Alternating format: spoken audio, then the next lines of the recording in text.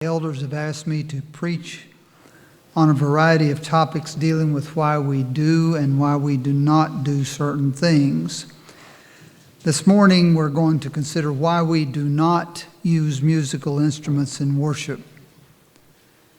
In making the case against using musical instruments in worship, some people appeal to history. They appeal to prominent scholars and theologians. I could read lengthy quotes from encyclopedias and from eminent historical scholars talking about the fact that it was hundreds of years after the New Testament was written before the first musical instrument was brought into what is commonly called Christian worship. It was first introduced in the Catholic Church around 600 to 800 years after the New Testament was completed. And then another 600 to 700 years later, when the Protestant denominations came into existence, it was an issue that they wrestled with as well. I could read various quotes from prominent Bible scholars from different denominations, Methodist, Presbyterian, and others, who express their absolute opposition and sometimes even disdain for using musical instruments in worship. But we shouldn't have to appeal to scholars and historians and theologians to determine what is right and wrong regarding what the church is authorized to do in following and in worshiping God. I want to make this study about the resource that everybody should have at their disposal, the Bible. 3 times in the New Testament, Christians are instructed to sing. Ephesians 5:19, speak to one another in psalms and hymns and spiritual songs, singing and making melody in your heart to the Lord. Colossians 3:16, let the word of Christ dwell in you richly in all wisdom, teaching and admonishing one another in psalms and hymns and spiritual songs, singing with grace in your hearts to the Lord. And James 5:13, is anyone among you suffering? Let him pray. Is anyone cheerful? Let him sing songs of praise. Now I will read the New Testament passages that instruct Christians to play musical instruments in worship.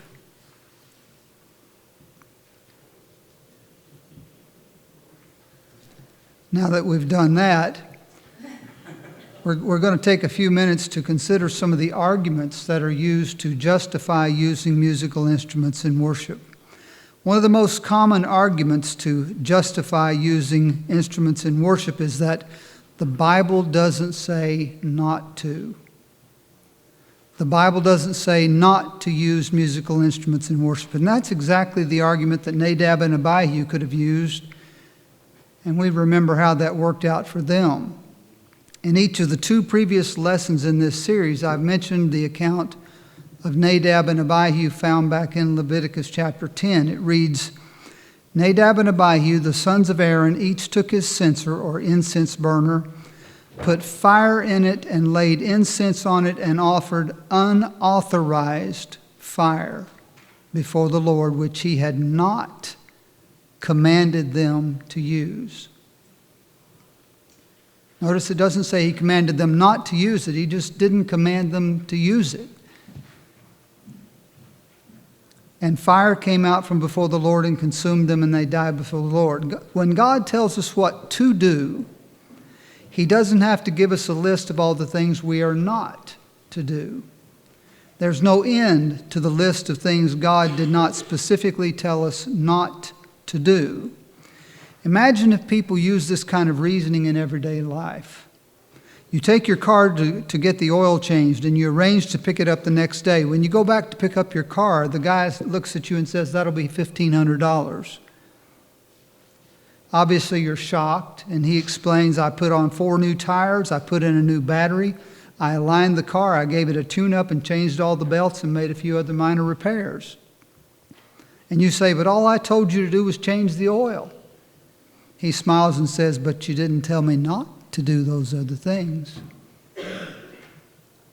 That's the argument. It seems that people only use such reasoning when it comes to matters of a spiritual nature. Another argument that's made to justify using musical instruments in worship is that there's nothing wrong with playing musical instruments. Remember Mark 11:15 through 19, where we were told that On reaching Jerusalem, Jesus entered the temple courts, began driving out those who were buying and selling there. He overturned the tables of the money changers and the benches of those selling doves, and he would not allow anyone to carry merchandise through the temple courts. And as he taught them, he said, "Is it not written, 'My house will be called a house of prayer for all nations'? But you have made it a den of thieves." There's nothing wrong with playing musical instruments, per se, in and of itself, just playing a musical instrument. And there was nothing wrong with selling animals. There was nothing wrong with changing money to the proper currency to pay the temple tax. There was nothing wrong with carrying merchandise from one place to another. But Jesus said it was wrong to do those things in the temple area. Just because something is not wrong in itself does not mean that it's okay to do it in the church building or in worship.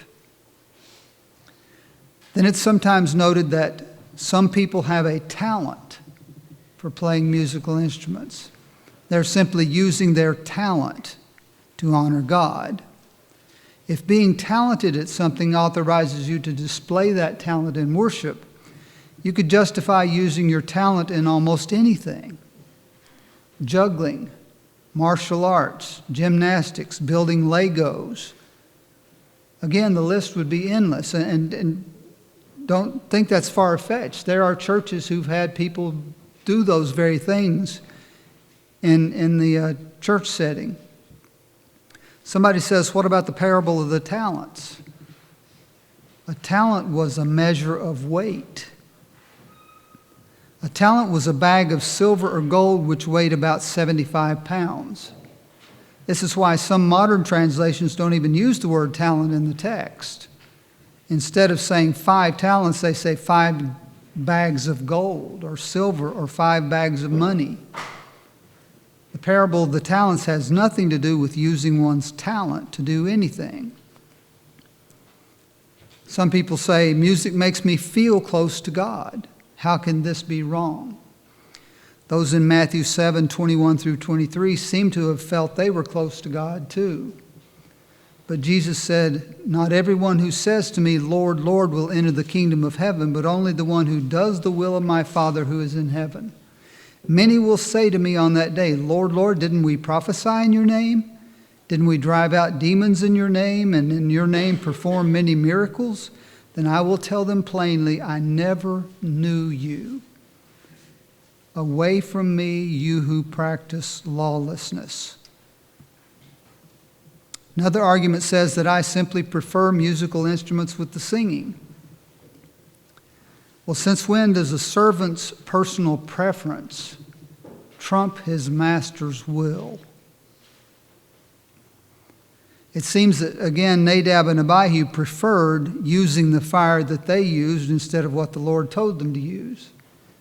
And again, we see where that got them. The Bible is filled with such examples, and the New Testament is filled with statements and examples of people choosing to suffer for doing what is right rather than to follow their preference and not suffer for it. Jesus preferred not to go through the suffering on the cross. But in his prayer in the garden, he said to the Father, "Not my will, but your will be done." If personal preference overrides God's will in one matter, why should it not override God's will in every matter? Someone whose service to God is based on doing what they prefer is not serving God at all. They are serving themselves. Then someone says, "I just think you're making a big deal out of nothing. I don't really think God cares whether we sing with just our voices or whether we worship him with a praise band. The important thing is that he's being worshiped." Once again, Nadab and Abihu would probably have said the same thing. You're making a big deal out of nothing. Unleavened bread and grape juice were used for the Passover. And that's what was used when the Lord's Supper was instituted, and that's what continued to be used. But I would prefer to have cookies and milk for the Lord's Supper. So let's consider some of these arguments in justifying using cookies and milk for the Lord's Supper. First, there's nothing wrong with cookies and milk. Second, I like cookies and milk. And so I prefer cookies and milk. Third, I know some people who have a real talent for making cookies. Fourth, God wants us to enjoy worship, and I would certainly enjoy cookies and milk more than unleavened bread and grape juice. And finally, it should be okay to use cookies and milk for the Lord's Supper because guess what? God didn't tell us not to. It should be noted that there's just as much New Testament authority to use cookies and milk for the Lord's Supper as there is to use musical instruments in worship.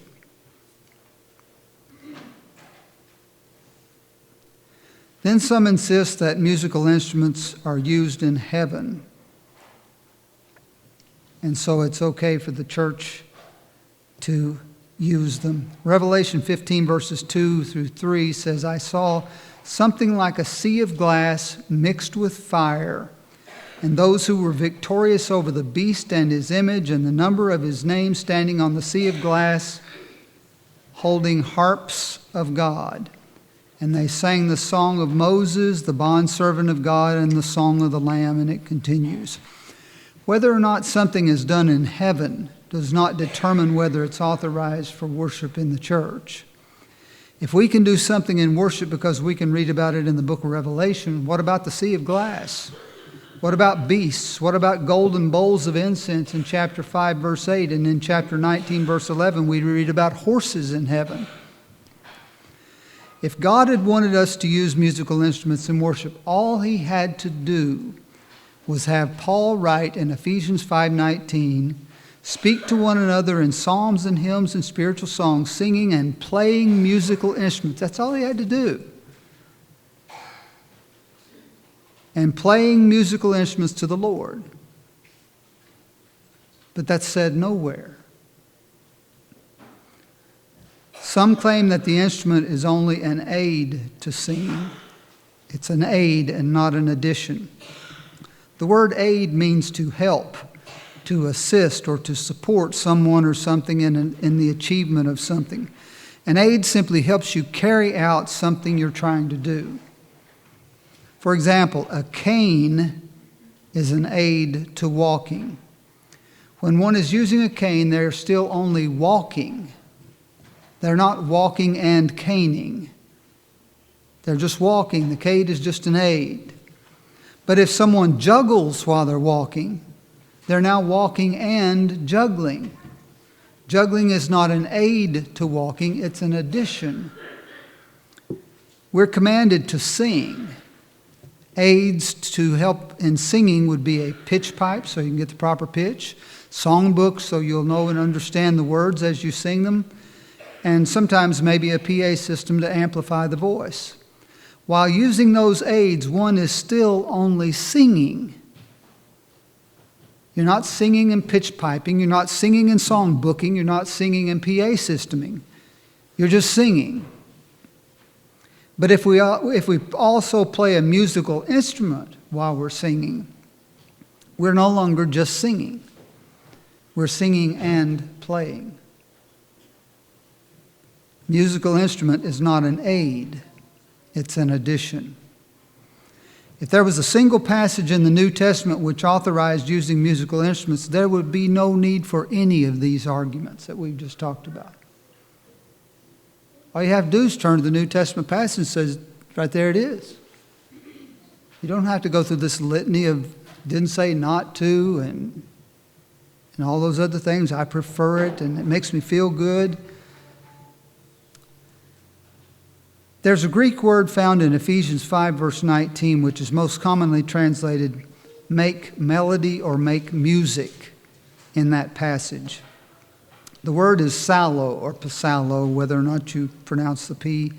Some argue that this word means to play a musical instrument. We could spend 10 minutes reading from Greek scholars and lexicographers regarding the meaning of psallo, or we can just read how the translators of the major Bible translations rendered the word. The majority of people who read their Bible will never read a Greek dictionary, but they will read from one of the major translations. In the New King James Version, Ephesians 5 and verse 19 instructs us to speak to one another in psalms and hymns and spiritual songs, singing and making melody, there's the word, in your heart to the Lord. First of all, notice that this is a command. It's a command to every Christian in the congregation. So if the command is to sing and make melody on a musical instrument, then guess what? Every Christian in the congregation must not only sing, but every Christian in the congregation must also play a musical instrument. The text would demand that. And if sallo means to play a musical instrument, then the churches in the New Testament and the churches for hundreds of years were disobedient to Christ because they did not use musical instruments in worship. It's quite odd that neither Paul nor Peter nor any other New Testament writer reprimanded the early churches for their disobedience. I'm going to read this portion of Ephesians 5:19 from 5 of the most highly regarded Bible translations. 43 more Bible translations render this passage the same as the 5 I'm going to read. That's 48 different translations, almost identical. But as I read these texts, the question we want to answer is, make melody in what? Or with what? Or make music in what? Or with what? Ephesians 5:19, the King James Version says, singing and making melody in your heart, not on a musical instrument. Singing and making melody in your heart to the Lord. The New King James Version, singing and making melody in your heart to the Lord. The English Standard Version, singing and making melody to the Lord with your heart. New American Standard Bible, singing and making melody with your hearts to the Lord. New International Version, sing and make music from your heart to the Lord. Not a single one, and in 48 others, and even more than that. Nothing about a musical instrument. Paul says you are to make melody or make music in your heart, with your heart, from your heart. And again, not with the musical instrument. And finally, what is probably the most prominent argument used to support musical instruments in New Testament worship is that it's okay to use musical instruments in worship because they used them in the Old Testament. What is so ironic about this argument is that the argument itself is an admission that there's no place in the New Testament that authorizes musical instruments in worship. Why would you need to appeal to the Old Testament if something's in the New? The argument also demonstrates either an egregious lack of understanding or a dangerous disregard for the distinction between the Old and New Testaments. Yes, they used musical instruments in the Old Testament, and they also sacrificed idols. Animals. That should have been animals there. They sacrificed some idols too occasionally. But they also stoned people to death for various sins in the Old Testament. But I've never known of anyone trying to bring back the sacrificing of idols. I've never known of anyone insisting that we should stone people for failing to keep the Sabbath or for committing adultery because they did these things in the Old Testament. When people are determined to do what they want to do, they will find some way to justify it. The old law, the law of Moses, was given to the Israelites on Mount Sinai. It was a national law for the Jews. It was never intended that this law would be taught universally. The Old Covenant was an agreement between God and Israel. The Israelites were required to obey God and keep the law, and in return the Lord promised to protect and bless them. In Deuteronomy 30, verse 16, Moses said, I command you today to love the Lord your God, to walk in obedience to him, and to keep his commands, decrees, and laws. Then you will live and increase, and the Lord your God will bless you in the land you are entering to possess. The Old Covenant was never meant to be a permanent law. It was only temporary. Hebrews chapter 8, verses 6 through 9 says, the ministry Jesus has received is as superior to theirs as the covenant of which he is mediator is superior to the old one, since the new covenant is established on better promises. For if there had been nothing wrong with that first covenant, no place would have been sought for another. But God found fault with the people and said," and then he quotes from the Old Testament book of Jeremiah, written about 600 years before Jesus was born. He says, "The days are coming, declares the Lord, when I will make a new covenant with the people of Israel and with the people of Judah. It will not be like the covenant I made with their ancestors when I took them by the hand to lead them out of Egypt." The old covenant was put into effect by the shedding of the blood of animals, and it came to an end when Christ died on the cross, shedding his blood for all people, putting his new law, his new covenant into force. Hebrews 9 verses 15 through 18 says, "Christ is the mediator of a new covenant, that those who are called may receive the promised eternal inheritance, now that he has died as a ransom to set them free from the sins committed under the first covenant. In the case of a covenant or will, it is necessary to prove the death of the one who made it, because a will is in force only when someone has died. It never takes effect while the one who made it is living. This is why even the first covenant was not put into effect without blood." The New Testament says that anyone who seeks to go back to the old law is not only indebted to keep the whole law, but also to seek to be justified by the old law is to reject Christ.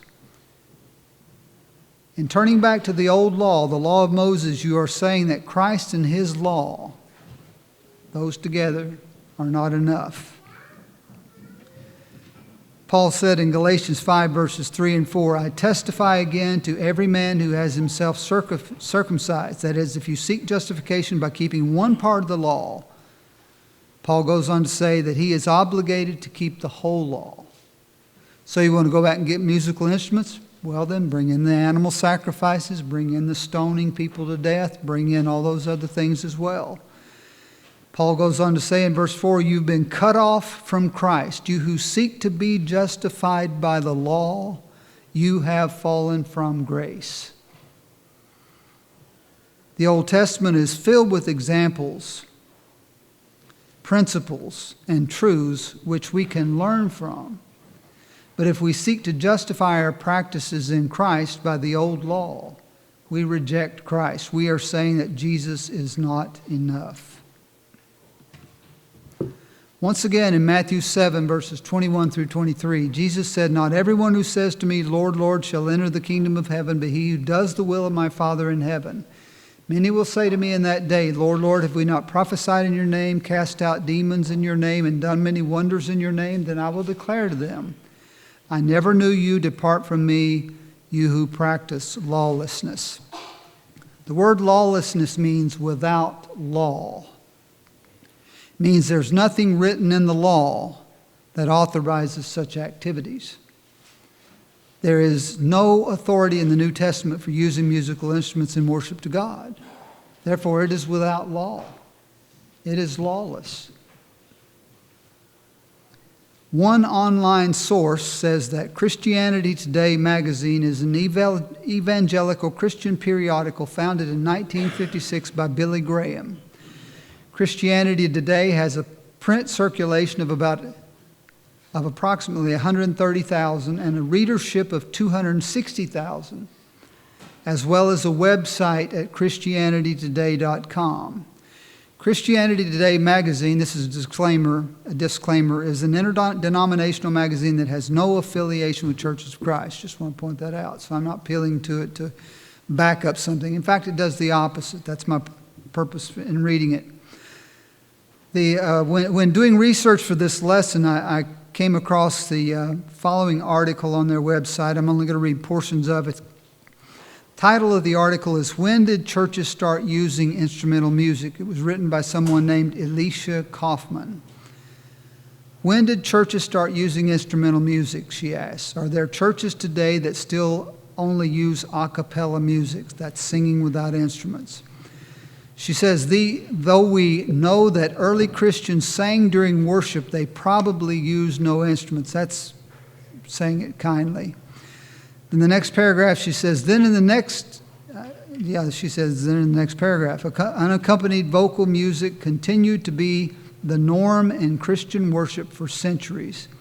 She says, then in about the 10th or 12th century, Western Christians began to use the organ in the worship service.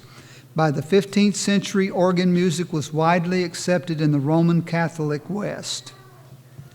She then tells about how later the Protestant churches struggled with how to deal with the issue. And then she says a few Western churches, such as Churches of Christ, still avoid using instruments in worship. She says these churches tend to employ primitivist arguments like that. She could have used purist, but that's okay.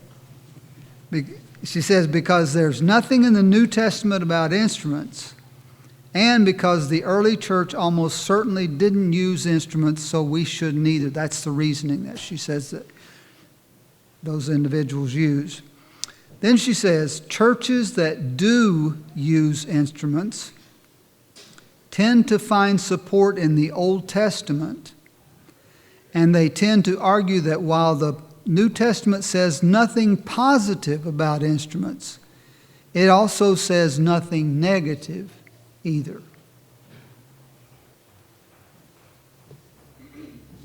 This article was written to inform regarding the history of musical instruments in churches, but it's also a subtle defense of the instrument in worship. Only two things the writer mentions in trying to defend the use of musical instruments. Both are found in the last sentence that I just read. She said, churches that do use instruments tend to find support in the Old Testament. And then she said, churches that do use instruments tend to argue that while the New Testament says nothing positive about instruments, it says nothing negative either. That's just another way of saying that there's no authority for musical instruments in the New Testament, but God didn't say not to use them. Elisha Kaufman just admitted to more than 250,000 readers that the two strongest arguments for using musical instruments in worship are that they did not use them in the Old Testament, that they did use them, in the Old Testament, and that God didn't say not to use them. She just admitted that there's no authority in the New Testament for using them, and that means they are not lawful. That means that to use them is to practice lawlessness. We can determine to find arguments to try to justify doing what we want to do in service and in worship to God. Or we can simply humble ourselves and be content with doing only what God says in His Word. May we choose the latter. Let's sing the song that's been selected. What's the number, please?